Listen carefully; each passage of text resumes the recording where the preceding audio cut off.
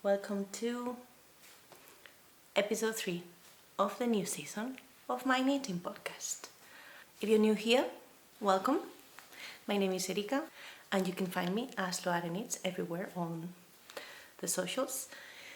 And I'm a scientist by day, but I like to knit. And this is mostly a podcast about knitting, maybe a little bit of sewing and sometimes even other crafts. I was going to write some notes, but I didn't in the end because I felt the light was right, the atmosphere was fine, and I thought I'm just gonna plunge in and record. Of course, Cookie's here. Okay, apparently not very interested on appearing right now. She might come in a bit later. I want to start also by saying or explaining what I'm wearing. I usually do. I have a very special jumper or sweater on. This is, and that's why I should have notes.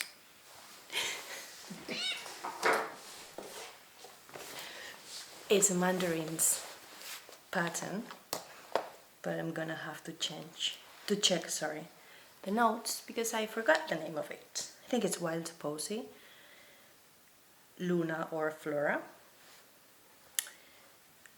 but not 100% sure. Yeah, it's the Wild Posy test.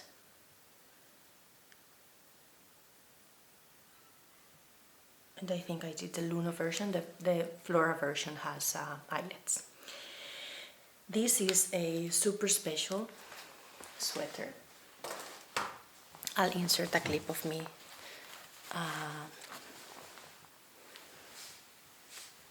just displaying it.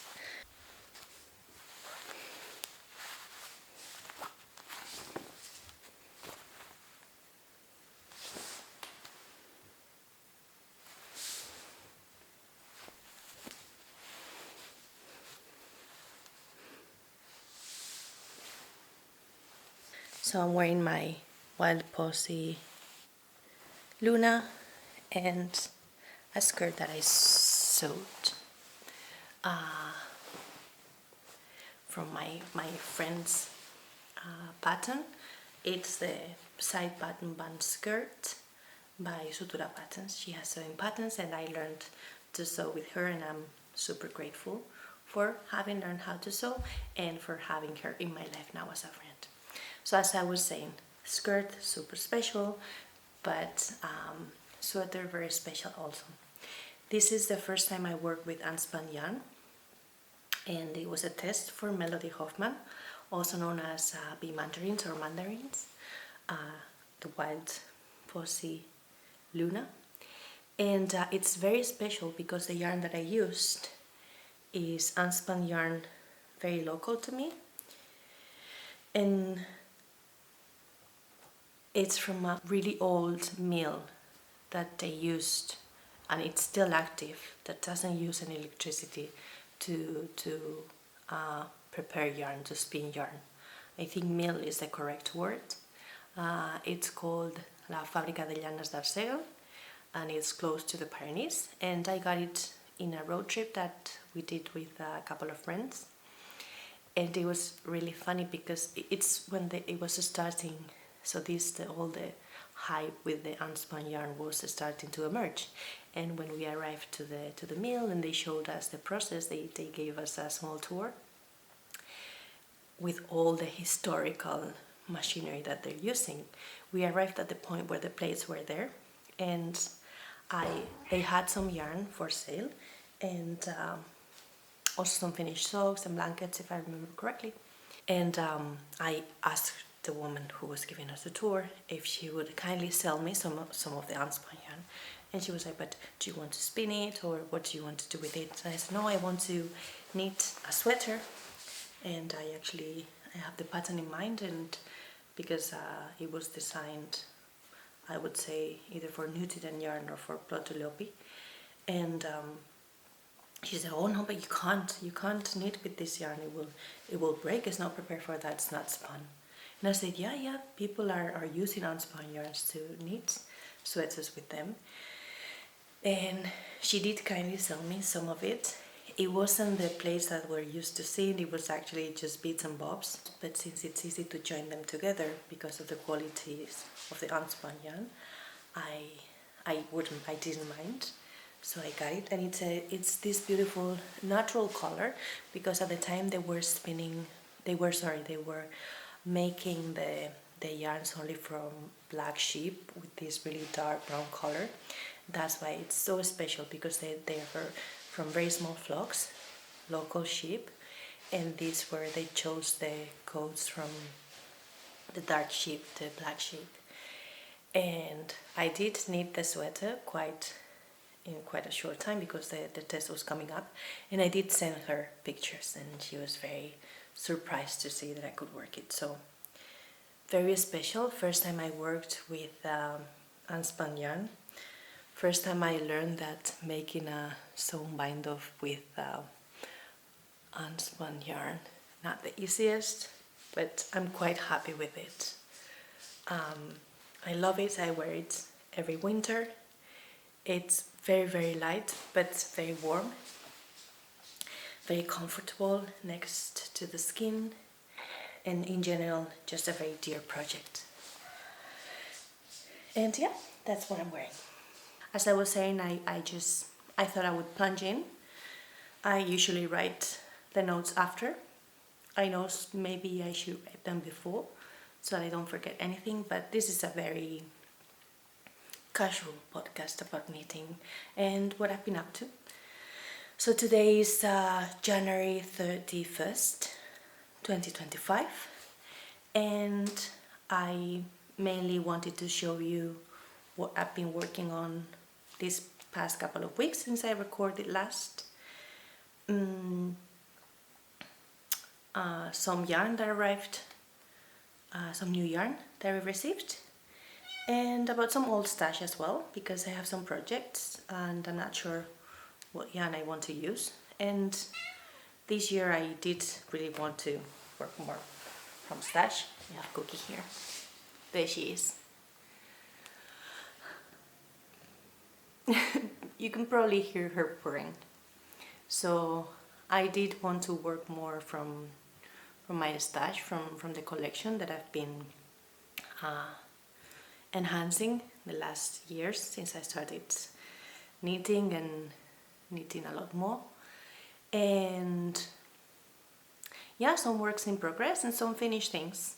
I have a couple of finished items, and also I would like to acknowledge, and I will probably also talk about my favorite knitting needles, because I think the specific comment was about knitting needles for socks, because a lovely viewer asked in the last episode that I talked about this. So probably I will. I don't know if I will be able to record with Cookie here. What do you say?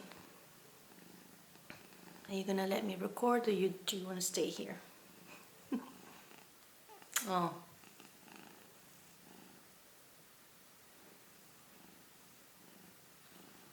I don't want to let her go if she doesn't want to. So I'm trapped. I'm gonna see if I can rest her here. Oh, she's very playful now. She's gonna bite me all around. Okay, let's try this with a cat on my lap. So first off, we have the first finished object of the month. I actually cast this on January 12th, and I finished it a couple of weeks later, I think on the 29th or 20 something. And this is the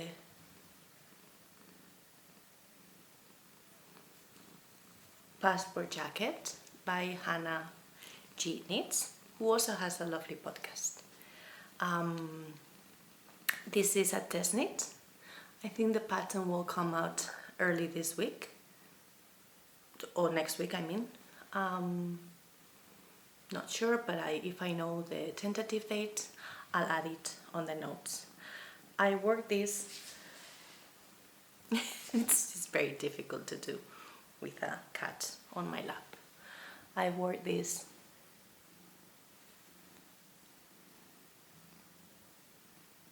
in Manchelopis by WoolDreamers. This is Unspun yarn that comes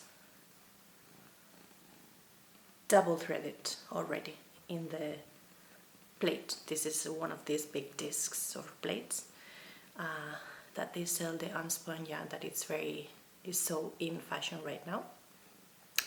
And yeah, I've been collecting a few colors, and I had some in my stash, and I think the gauge I've worked other garments in the past was the same that Hannah required for the passport jacket test, and I figured I could do it on this. The problem with unspun yarn, I mean, I love to work with it.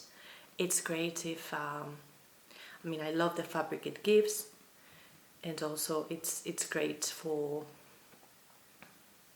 if it breaks while you're working it. It's very easy to reattach. There are many tricks and many videos where people show how this can be achieved.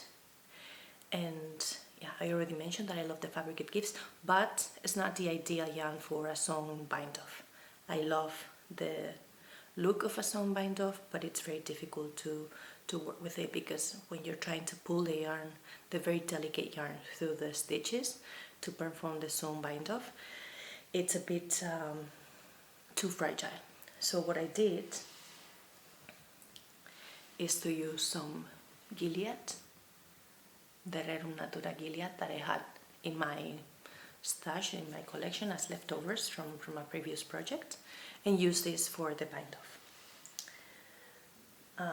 or for the bind-off preparation. So as you see, it's also worked in the ribbon pattern. I'm gonna have to wait because I can't focus. I can move. Goofy. I'm gonna have to move her. I'm really sorry, cute. She's very interested in the window. She's not letting me move. Okay. I'm gonna put you in your blanket, okay? Tell him how angry you are.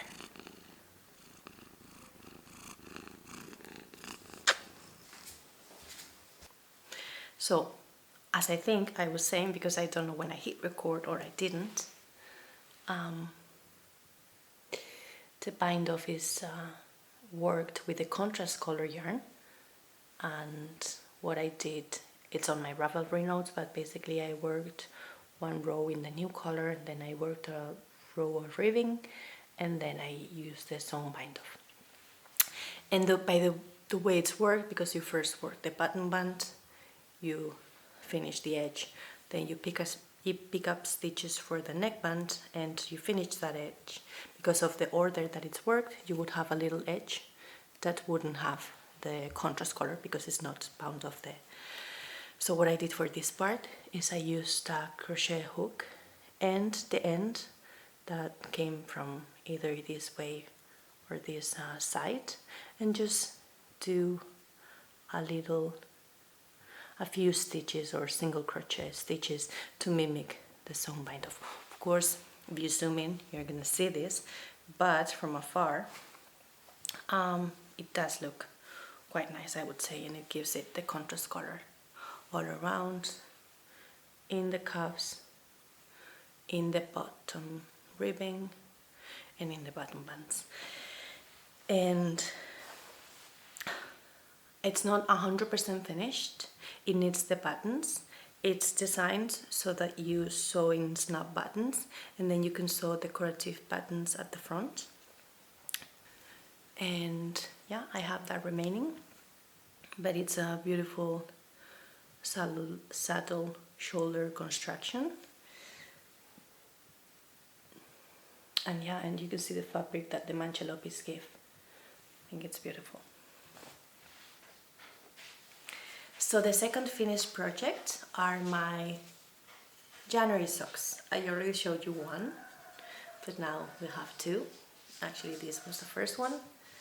I did talk extensively about them in the last episode because I had already finished one of them.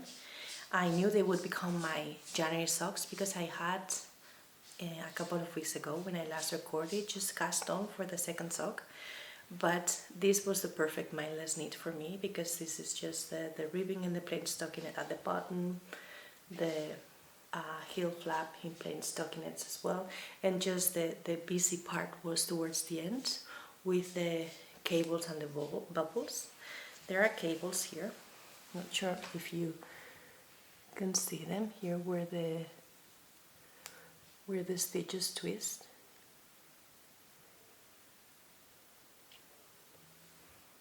There you go. And then just a little bit more of ribbing in pattern at the end, and they were super nice, super quick knit. They are my January socks for the 12 socks in 2025 that I'm planning to knit. I'm also participating in a knit along that is hosted by Marta here in Spain, well, mostly in Spain I think, because it's a Spanish speaking group, Spain and Latin America. And yeah, these were from Vanessa, Pellisa, and I talked about them extensively in the last episode. So those are my January socks. And this leads me to talk about, well, first I just want to mention that I wore them in Monlim yarn. I have 40 grams left. This is what a regular pair of socks usually takes me, about 60 grams of yarn for my size. A bit more if it has lots of cables or bubbles or intricate patterns. Maybe I could even cut it a bit shorter to 50 grams if I use a bit of contrast color, maybe for the heels or toes. So I might be able to use this as a contrast color for another pair, one of my also comfort sock yarn. And this leads me, so this finished object and this talking about socks and knitting socks, to answer to a comment that a lovely viewer left in my last episode. She asked, since I was talking about socks and showing sock whips and showed some socks on my needles, she asked me whether I could talk about the socks that I use, the needles that I use for knitting socks, and why I like them and how I came about them. And I think her name was Judith Carter, so I'm gonna talk about that.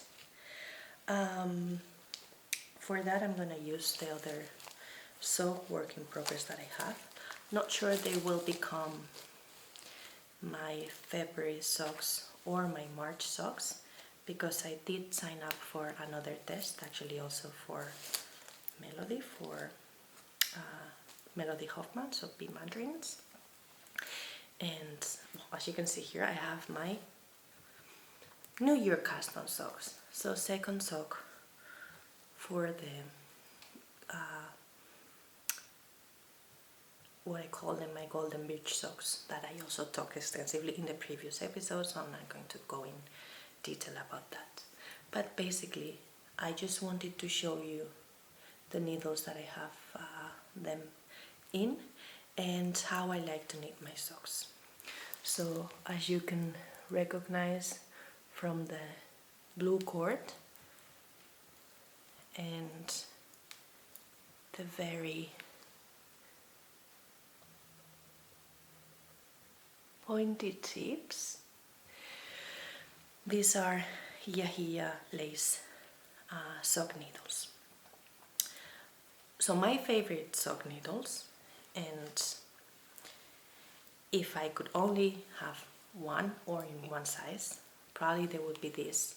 So 2.25 millimeter needles, although I do love my 2.5 millimeter needles, but Hiya lace, 80 centimeter cord, and to work them in I-board. However, I can't stick to one size because I do like to alter or to change my needle size. If I'm working them toe up, I would prefer to cast on 2 millimeter needles and then change to 2.25 or 2.5 depending on the yarn and the gauge that I'm using. I have worked socks entirely in 2mm needles, and I love them. So if the yarn has a thicker, a tighter twist or a higher twist, it's on the thinner side, and I want a denser fabric, I would choose the 2mm needles for the whole sock. 225, I usually like it with hand-dyed sock yarns, and 2.5 would be my needle of choice for more commercial yarns. So Regia sock yarn, Mondim, I love to knit it in 2.25. Sorry, 2.5. So that would be regarding the sizes. Style, I would go with magic loop, so at least 80 centimeter cord. I do have some shorter ones, and what I usually have every time I start a sock project in my sock bag, I will have a little, just the pouch the needles came in. This is a bit old, so it's been used. So I would have 2mm needles on one side, 2.5 in this case because these were on the Mondim socks. And you see here, I also have a shorty. Let me see if I can get it out without making lots of plasticky noise. So this I also love, and I like the here ones. Super sharp, not the most ergonomic, but sometimes I find them, they help me slow down, they help me maintain the gauge. And for example, for the top part of the Albright socks, I did use them because it helped me work the cables more comfortably, the bubbles because I was changing the direction of the knitting as well. And I like this, I like shorties for special stitches and for color work. So it's very hard to choose one needle size or one needle style. It will depend a lot on the socks that I'm knitting. And how I came to them, I was checking, and I would say 90-95% of the needles that I own are here needles. I bought my first set, which is the interchangeable set, lace tips, and I bought it at my friend's Marga shop. My friend Marga, also known as Greta and the Fiber, she owned a hand-dyed shop, and she also carried some needles. And at the time I splurged on one of my birthdays. I think it was my 31st birthday, because this was 2017, and I had been knitting for a while then, and I figured it was a high time I bought a set. And I chose Haya or Hia. I would say Hia, but I've heard people say Haya. Although she also carried the Chiagu needles, but I had a few single pairs of needles that I already liked working with, and I bought that set, and that has been my go-to ever since. So 2017, probably purchased a few pairs before, so for 9 years, I could say even 10, Hia have been my go-to favorite needles. They are for socks, but also they are for all the other knits that I work on. They are my favorite. I know people love Chiagus, but I don't love the cable, and it doesn't work for me. And I think it's good. It doesn't have to work for everyone. I own some 3mm Chiagus with a long cable. For me, I know it's one of the things that people praise the most, but it doesn't work for me. It's too hard, it's too heavy. The Hia cable for me, it's very airy, it's very light, and the knitting style that I have works better for me with the Hia needles. That's why I prefer them. And then my Now I purchased many of them because I did buy the set, and I did buy many single ones that I've been using to complement the set and also to create these small sock sets. I get them usually at the Llana box, which is my Hiya sock dealer, I would say, because she carries them, and I like them, and I like supporting local-ish yarn shops. So, having said that, this is where I use the sock, where I put the sock needle sets that I created that I'm not using at the moment. I'm trying to be very mindful this year. I'm trying to finish all the sock whips works in progress that I have. I have a few, and also this is part of my knitting or finishing 12 pairs of socks in 2025. So what I'm trying, I like having this set of everything that I need to knit a pair of socks in my sock work in progress bag. And then once I'm done with it, as I just finished the Albright socks, I will just put it here, the kit, and I have other notions that I usually use for my sock knitting time in here. I got this little pouch from Mimosa Café Lanar, and with her little beautiful pin in her Christmas box, which I haven't shown. I think I've shown odds and ends here, but yeah, it was a lovely gift to myself. So here I have these little sock sets that you can see. Again, I think this is just one sock set, but I have other full sets. And here I have another couple of pairs, probably different sizes as well, so that I can do all of this. I also have some Chiagu needles, same style, 2mm needles, and a little shorty, and also the 2.5mm needles on the other side. In this little bag I have everything that I need. A little machine tape, some snips.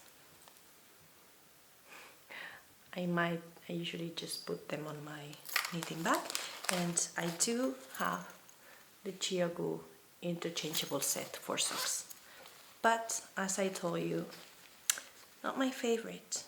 I don't grab it. I don't feel like using it. I have a set with a short. I have one needle, one just set of working needles really with a long and a short tip. They have for the same needle size, they have the long and the short tip, and sometimes I find it easier to work with a short end and a long end. And this goes from 2 to 3.25. I might resort to them for the upcoming test that sock test that I'll be working for Melody, because I think they are supposed to be worked in 3mm needles. And yeah, and they also come with 3 cable lengths, and this is what I have, these asymmetrical size needles ready to be using 2mm needles. I have to say I like this, the mini cable, but for some reason they're not my favorite for socks. They are sharp,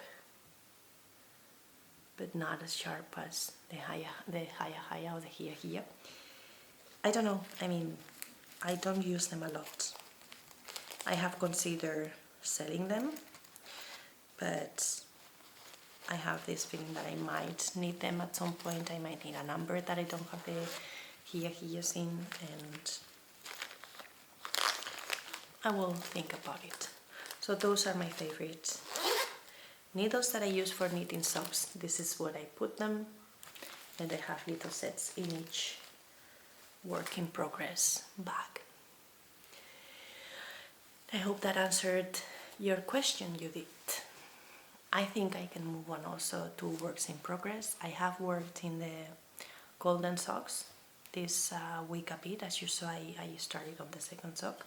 However, I don't think that will be my main sock whip in the coming couple of weeks or next month, because I have signed up for this test that I will tell you more about it next time. Next, not sure how this is going to be captured because the color is super bright, but the thing that I've been actively working on this week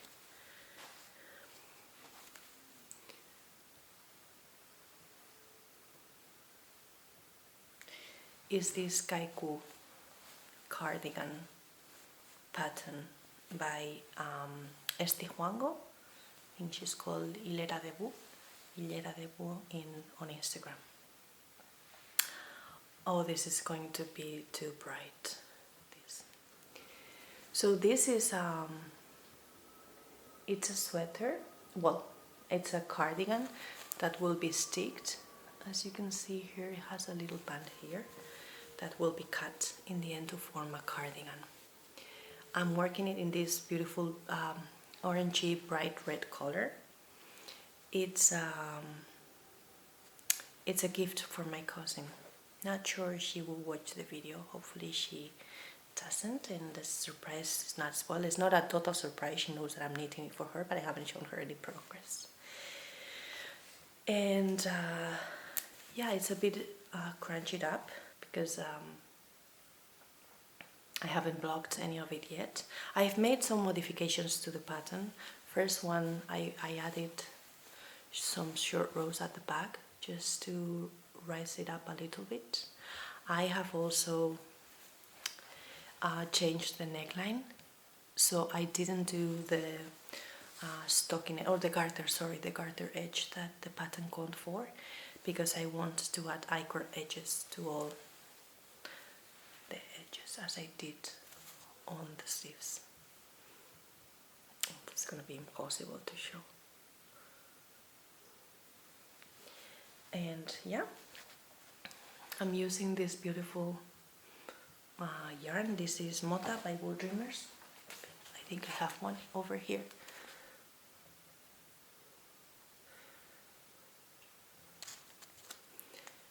It's a bit reddier than I think it's showing in the screen.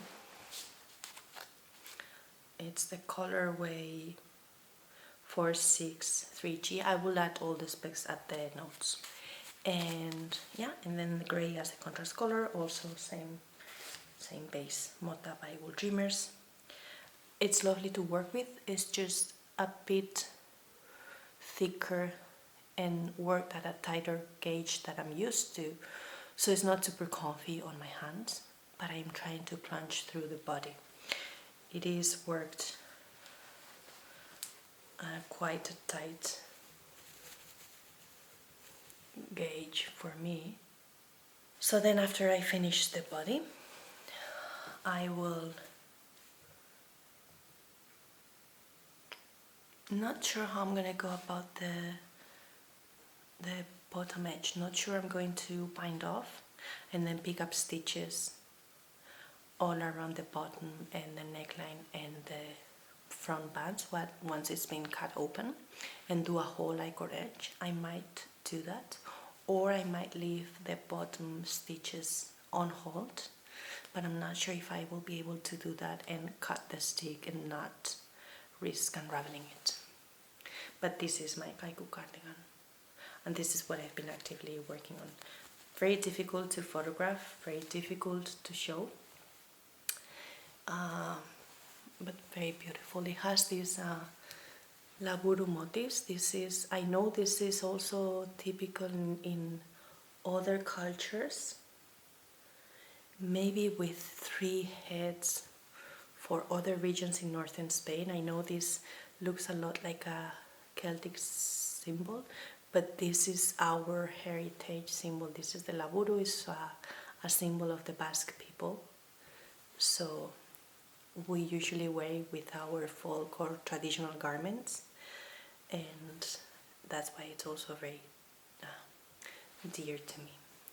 I was not sure I'm not sure it will be noticeable, but at the front I was a bit worried that these two are not centered. As you see, there were some increases here that are not on this side because of the circular yoke.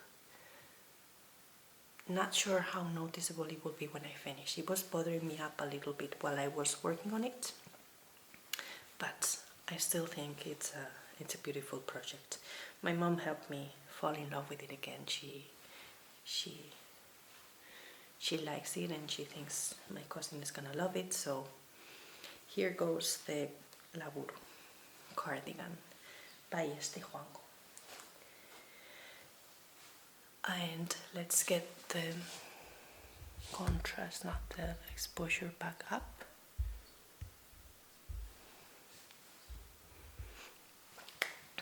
And let's finish with my yarn collection, old and new. Yeah, first I also wanted to show that I have this. I got this at Rosa Pomar. Not sure it's gonna go super well, so I want to use this as the cotton band that I will use to protect the sticked stitches. It has flowers. My cousin is not a very flowery girl, but it has our colors, the colors of our flag, of the Basque flag, of the Coruña, and I thought it was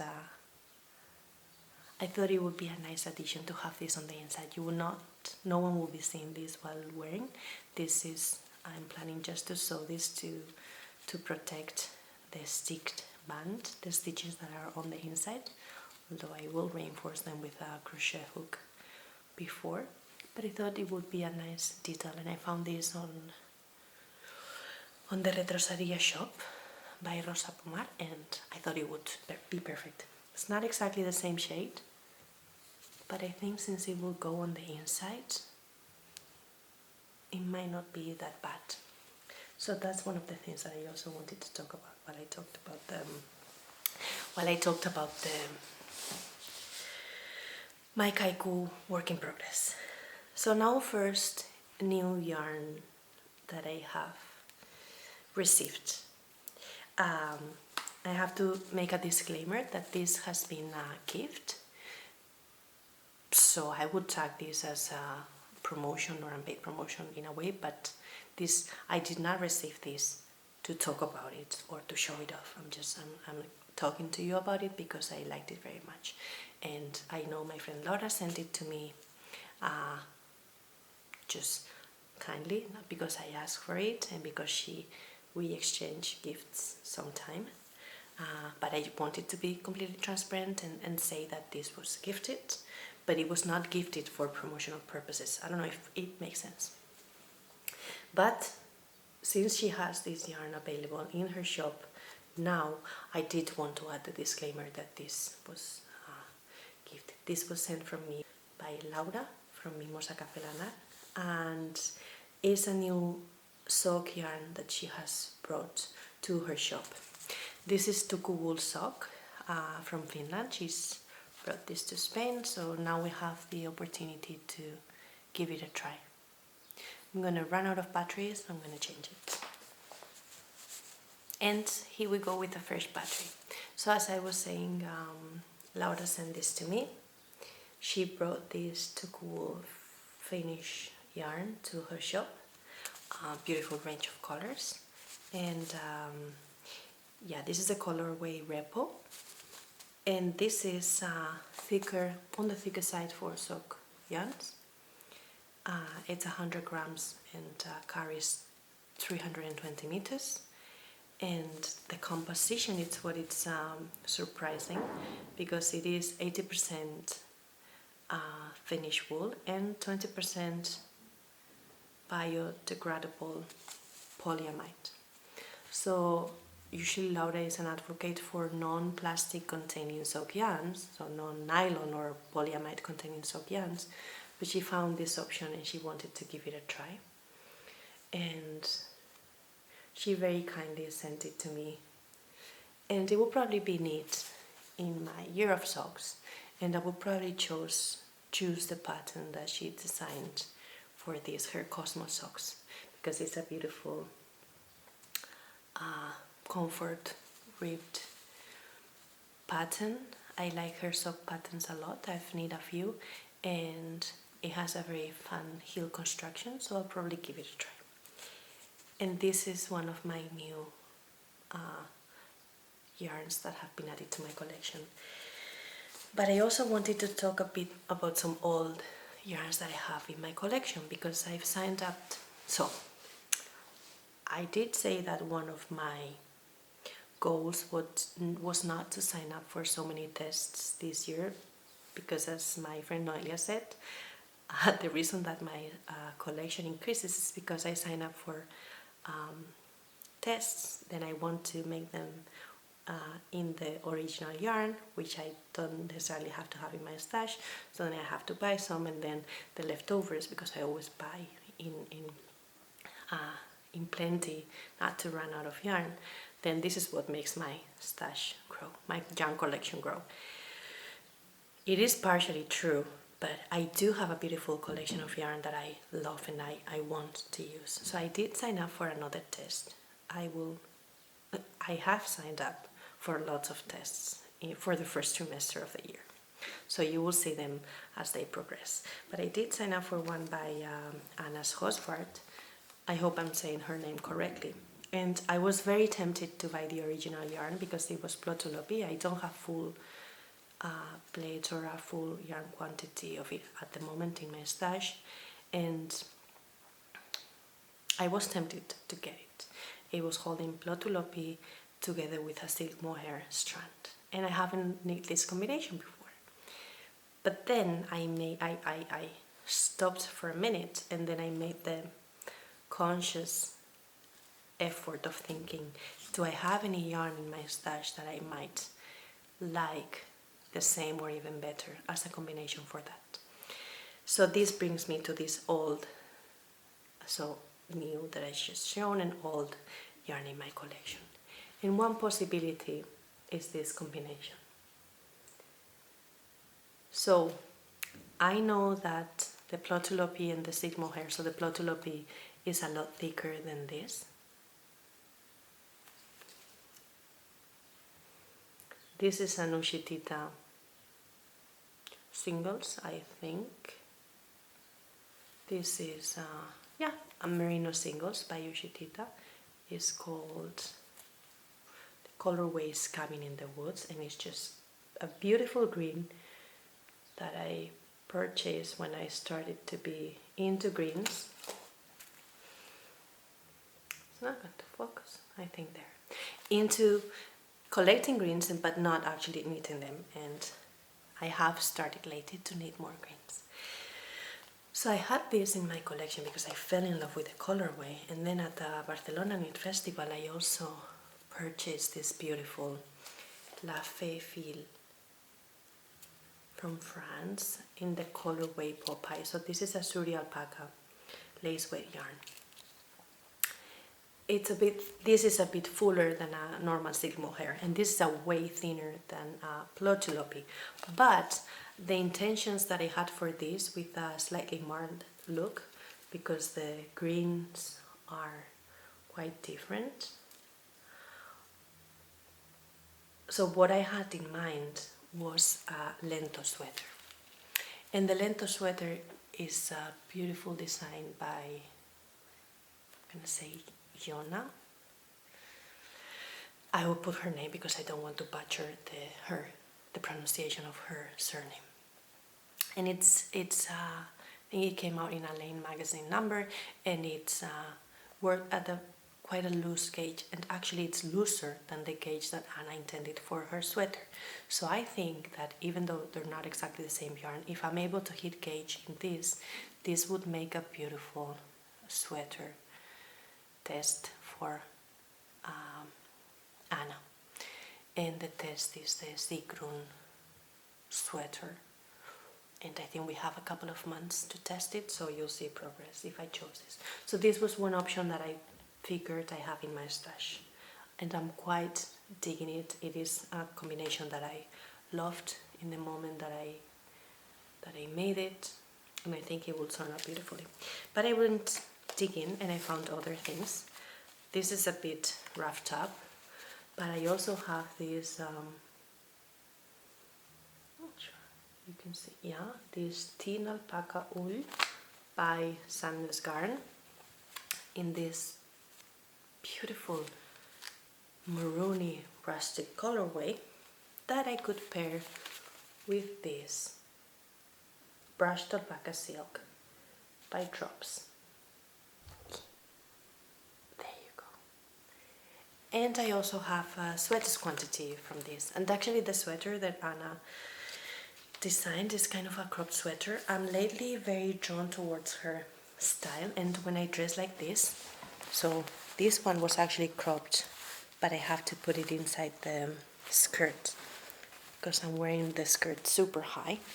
So maybe the sweater just arrives up to here. And every time I wear this outfit, I actually think it's very Anna's style, and I am trying to put this kind of a style a bit more in my wardrobe. So her crop sweaters that she designs, I think are beautiful to be paired with skirts. And I have a few skirts in my wardrobe, some vintage skirts and some skirts that I've sewn myself, and I think they would go beautifully. So this is this sweater, and this is the style that I'm going for. Kind of cozy with the brushed, in this case alpaca, although she calls for mohair, and crop sweater that I can wear over mostly skirts or dresses, and I don't need to tag in as I sometimes do. And then lastly, I also have these beautiful Gregoria fibers Cloud, which is, I think she no longer sells her yarns, so this is very precious.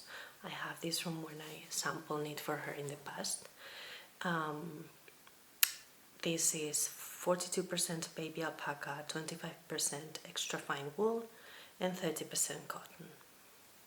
I think overall this might be a bit thicker, or the gauge is intended to be a bit looser than what Anna's calling for, but I also think it will make a beautiful crop sweater to wear over skirts. So now I have to decide whether I want to go for the green option, the maroon option, or using just this by itself because it has the brushed style already in the skein. For Anna's test, this is going to be a very difficult choice, and I am so glad I didn't hit purchase in the Plotolopi.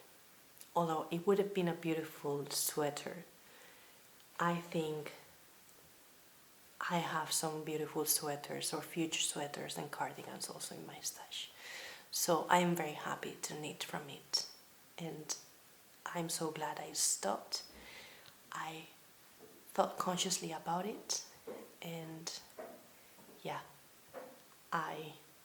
as my friend Rebecca says, she also has a beautiful podcast, I'm trying to slow down in my decisions in knitting. I want to cut down in stash, I want to cut down in the amount I spend of yarn, although I spend it very happily because I have the budget, but I do want to knit the beautiful collection that I have, so I'm thinking about her a little bit. And speaking of podcasts, Anna's husband actually also has a beautiful podcast that you should go and see, because her aesthetics, her projects, they leave me beaming with inspiration every time I see her. I absolutely adore her style. And actually Melody also has a beautiful podcast that I've been seeing, and every time she drops a new episode, they both Anna and Melody I think they have similar styles that I try to incorporate a little bit more of and use as inspiration for my outfits in general, I would say. So I think I'm gonna need a little help choosing. I will, not sure I have a picture that I can show for the sweater, but you can picture Anna's style, just crop sweater, round yoke, minimal detail, just very, very minimalistic but elegant in one of these yarns. So should I go for green, for rust, or for beige color? Maybe just, yeah, just give me a hand and let me know. I think that's it for today. I will leave everything down on the notes, the patterns I've referenced, not the test knits because they haven't started yet. Yes, the podcasts that I have mentioned, the shops that I've referred to, and just let me know. Let me know in the comments if you would like to know a bit more about something that I've talked about. I want to thank Judith again for giving the suggestion of talking about the needles, if that's something you're interested in. I know it's very particular, I don't want to influence anyone or anything, but if I am asked, these are topics that I love to talk about, so I'm happy to share my experience. And this is what works for me, and it doesn't have to be what it works for you, but if you want to hear another opinion, then, or mine in this case, in this channel, then I'll be happy to share it. Yep, if you enjoyed it, thank you. If you're leaving a little like or a little comment, I really appreciate those, and I try very hard to respond to all of them. Again, my heart is full by all the warm reception that I'm having. I'm really excited that I also found the time to record today, so we're having 3 episodes back to back in 2 weeks. I find that this is a good rhythm for me. I'm happy you got to see a little bit of Cookie as well. She's now happily sleeping in the sofa. She was a bit mad at me that I had to get her off my lap, but it was a bit difficult to record with her. And yeah, let me know. Let me know if you would like to see a bit more of something, a bit less of something. And let me know what you think I should choose from this basket of yarn. And let me know what you're knitting. If you also have any knitting goals for 2025. They don't have to be super strict. Mine are very loose, and I won't punish myself if I don't achieve some of them. This is my hobby, this is what I do for relaxing and for full enjoyment, so I want it to bring me joy. So thanks for being here, and yeah, I wish you a lovely beginning of February. Not sure if I'll release this today or tomorrow, so you might be seeing this at the beginning of February. I hope you have a cozy month, and thanks for joining me, and see you next time. Thank you, bye.